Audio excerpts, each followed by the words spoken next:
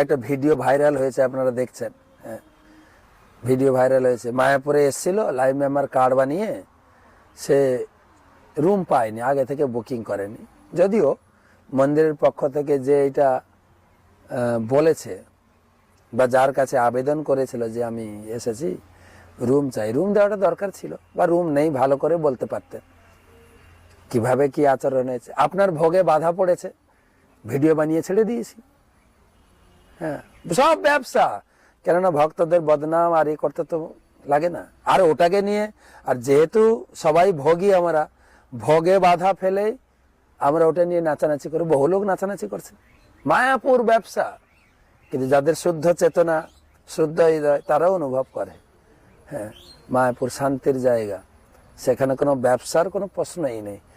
আপনাদের সেবার জন্য সমস্ত পরিপাটি, বিশাল বিশাল প্রাসাদ রয়েছে, গেস্ট হাউস রয়েছে, সুন্দর ঠাকুর রয়েছে, এবং সেই সঙ্গে আপনার কি বলা যায়, বড় বড় কিচেন, মহাপ্রসাদের দোকান, যেখানে আপনি বসে ভগবানের প্রসাদ আস্বাদন করবেন কেবল আপনাদের ভোগের জন্য। কিন্তু আপনার ভোগে বাধা পড়েছে, ভিডিও বানিয়ে ছেড়ে দিয়েছি। আর যারা এরকম ভোগে বাধা পায়, তারাই ভিডিওটা নিয়ে আরো কিছু ইনিয়ে বিনিয়ে বানিয়ে ছাড়ছে। ধর্ম জানলে তো হবে। আপনি বুঝি অনেক ধর্ম বুঝে গেছেন, তাই না? আরেকটা লোক দেখছি ভিডিও বানিয়েছে ওটাকে দিয়ে, আমি এত যাইনি মায়াপুরে, একবার গেছি, আমি দেখে এসছি, বুঝে নিয়েছি। কি বুঝেছেন আপনি? কি বুঝেছেনটা কি আপনি? ধর্ম করুন, তবে না বুঝবেন। একদিন ঘর ছেড়ে মন্দিরে থাকতে পারেন না, হ্যাঁ না, আমাকে বাড়ি যেতে হবে।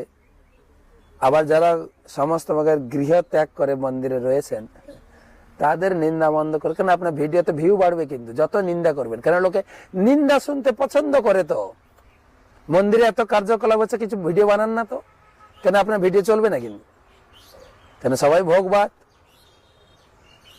যত নিন্দা করবেন। দেখেন রাজনৈতিক লোকের নিন্দা, এর নিন্দা, ওই ভিডিওগুলো ভালো চলছে, ভিউ প্রচুর, ভিউ বাড়ানোর জন্য। জগৎটা তো ভগবাত, বুদ্ধি শুদ্ধি সব নষ্ট হয়ে গেছে একদম। গীতাই বলছে, আমি বলছি না। ভগৈশ্বর্য প্রসক্ত নাম তয়া অপহৃত চেতসম, গেছে মাথাটা বুদ্ধি হয়ে। বুদ্ধ কথাকার।